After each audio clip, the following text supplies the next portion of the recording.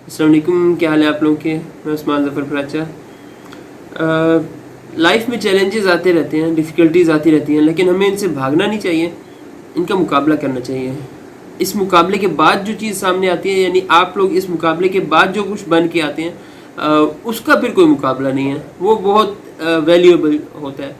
तो इसमें कुछ कहानी एक सुनाऊंगा आप लोगों को। कहानी लगती है लेकिन खूबसूरत कहानी, लेकिन कुछ सीखने को मिल सकता है हम लोगों को इससे। तो कहानी को यूँ है, कहते हैं कि जापानीज़ को मछलियाँ बहुत पसंद थीं, तो उन्होंने अपने साहिल से मछलियाँ लेनी शुरू कर दी, लेकिन कुछ दिहाइयों तक तो लेते रहे। उसके बाद साहिल पे मछलियों की थोड़ी कमी हो गई, तो इसको लेने के लिए उनको बड़ी बोट्स डेवलप करनी पड़ी और दूर से मछलियाँ लेके आनी पड़ी।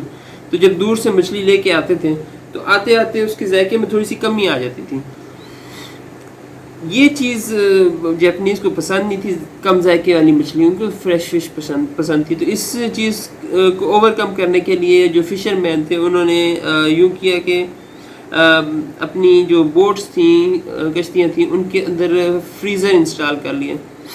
अब जब वो दूर जाते और मछलियाँ पकड़ के लाते तो फ्रीज़र में डाल के लेके आते थे। उस तरह तो नहीं होती थी जिस तरह आम तौर पर पड़ी हुई, लेकिन फिर भी काफ़ी बेहतर हालत में आती थी। लेकिन इसमें भी मसला है कि जो जापानीज़ थे उनको फ्रोज़न फ़िश और फ्रेश फ़िश के दरमियान फ़र्क पता चल जाता था, और वो जायका उतना नहीं पसंद आता था जो फ्रेश फ़िश का होता है। फ्रोज़न फ़िश का जायका उतना नहीं पसंद आता था।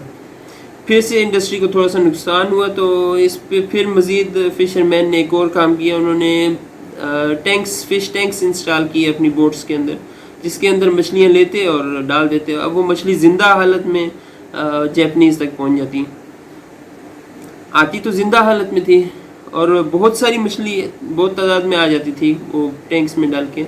लेकिन उसका मसला ये होता कि बहुत सारी तादाद में होने की वजह से वो मछली पड़ी रहती थी एक ही जगह पे, हिलती जुलती कम ही थी, ज़िंदा होती थी लेकिन हिलती जुलती कम डल रहती थी। तो इस वजह से जब वो पहुंचती यहाँ पे तो डल फॉर्म में पहुंचती, और यहाँ पे फिर जापानीज़ को एक हो गया कि ये डल फिश जो है वो फ्रेश फिश की तरह मज़े की नहीं है, एक्टिव नहीं थी, बस आ जाती थी ज़िंदा, एक्टिव नहीं होती थी। तो इस इनएक्टिविटी को ओवरकम करने के लिए फ़िशरमैन ने फिर एक और काम किया। उन टैंक्स के अंदर उन्होंने छोटी छोटी शार्क्स डालनी शुरू कर दी, छोटी शार्क फिश। वो जब मछली डालते टैंक के अंदर, छोटी शार्क फिश डाल देते, वो शहर की तरफ वापस आते अपने इलाके की तरफ, ज़मीन की तरफ। वो शार्क फिश थोड़ी सी मछलियों को तो खा जाती थी, लेकिन बाकी मछलियाँ जो ज़िंदा रहती थी वो काफ़ी एक्टिव फॉर्म में रहती थी। तो आते आते वो एक्टिव ही रहती थी, जिस तरह के फ़िश को होना चाहिए, एक्टिव। ये जो फ़िश थी जो एक्टिव फॉर्म में आती थी, थोड़ी तो खाई जाती थी, लेकिन जो एक्टिव फॉर्म में फ़िश मिलती थी वो फ्रेश होती थी, और जापानीज़ को वो फ़िश पसंद आ गई। ये चीज़ इस तरह उन्होंने, फ़िशरमैन ने कामयाबी हासिल की कि फ़्रेश फ़िश किस तरह से उन्होंने जापानीज़ तक पहुंचानी है। कहानी थी, अभी कंफर्म नहीं, लेकिन कहानी थी, और इससे सीखने को मिलता है कि वाकई अगर शार्क हो तो उसकी मौजूदगी में बाकी फ़िशेज़ जो हैं, या शार्क या कोई भी दूसरी मछली खाने वाली मछली, तो उसकी मौजूदगी में दूसरी मछलियाँ काफ़ी एक्टिव रहेंगी, वो उससे भागती रहेंगी। तो उस भागने की वजह से उनकी ब्लड फ़्लो तेज़ रहेगा और वो एक्टिव रहेंगी। तो ये शार्क, अगर आप लोग चैलेंजेस अपनी लाइफ के समझ लें तो इसी तरह ही है कि अगर हम अपनी ज़िंदगी में चैलेंजेस डाल लें तो हम एक्टिव रहेंगे, डल नहीं होंगे, और वो एक्टिविटी हमें हमारी एक्चुअल वैल्यू हमारी सामने लेके आएगी। ये तो स्टोरी थी, लेकिन एक और पॉइंट जो फिर मैंने बाद में स्टडी किया डिफरेंट इलाके में, आपने हो सकता है सुना हो येलोस्टोन नेशनल पार्क के बारे में, अमेरिका के अंदर। ये कोई 70 साल से ज़्यादा के अरसे के लिए भेड़िए और इस तरह के दूसरे गोश्तखोर जानवरों से खाली था। फिर कुछ समझदार लोगों को शायद ख्याल आया कि इसमें ऐसी चीज़ें, ऐसे जानवर डाल देने चाहिए, तो उन्होंने 1995 में वहाँ पे भेड़िए डाल दिए येलोस्टोन नेशनल पार्क के अंदर।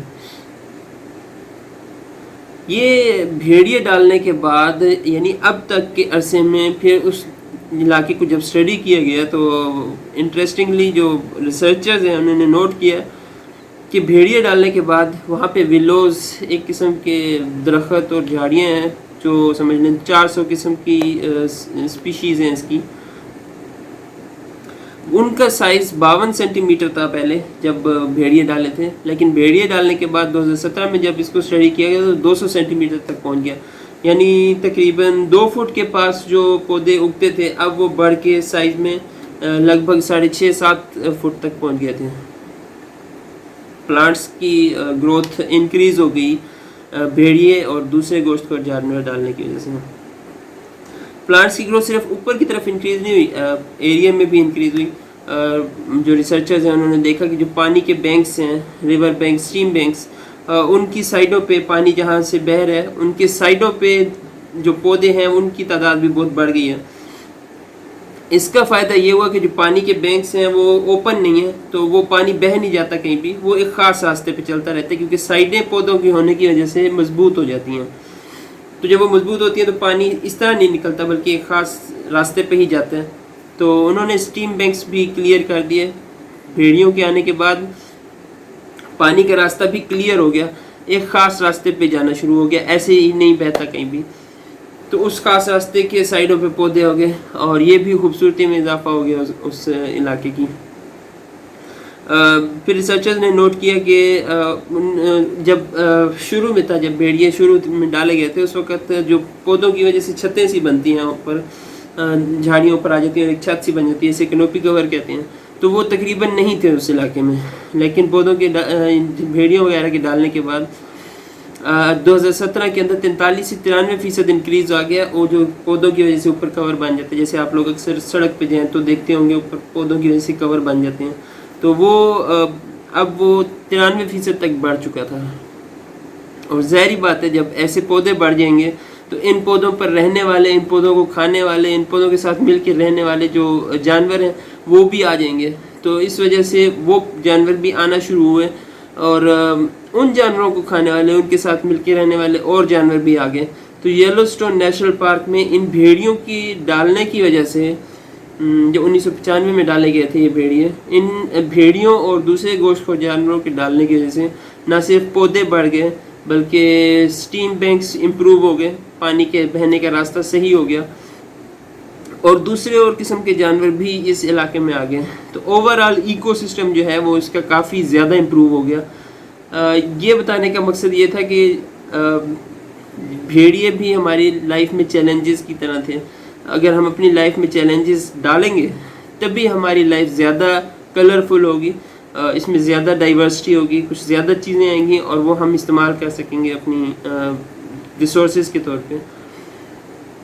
یہ کچھ پوائنٹس ہے سکھانے کے لیے کہ ڈیفیکلٹیز اور چیلنجز سے بھاگیں نہیں، بلکہ ہو سکے تو ان کو اپنی لائف میں انٹر کریں، جتنے زیادہ آپ کی لائف میں ہوں گے، جہاں تک آپ تک برداشت کر سکتے ہیں، اس وقت اس لیول تک آپ لوگ اس اپنی ویلیو بڑھا لیں گے، اپنے ریسورسز امپروو کر لیں گے۔ تو میرا ایک ایپ ہے کورس بائی عثمان ظفر پراچا، یہ اینڈرائڈ اسٹور پہ آپ کو ایزیلی مل جائے گا، یہ ڈاؤن لوڈ ضرور کیجیے گا اور مجھے بتائیے گا کہ کیسا لگا آپ کو، اور مجھے پیٹریون پہ بھی آپ لوگ سپورٹ کر سکتے ہیں، میرے پاس کچھ آئیڈیاز ہیں اور ان کو فلفل کرنے کے لیے آپ لوگوں کی مدد کی ضرورت ہوگی، اور مجھے دعاؤں میں بھی ضرور یاد رکھیے گا۔ شکریہ۔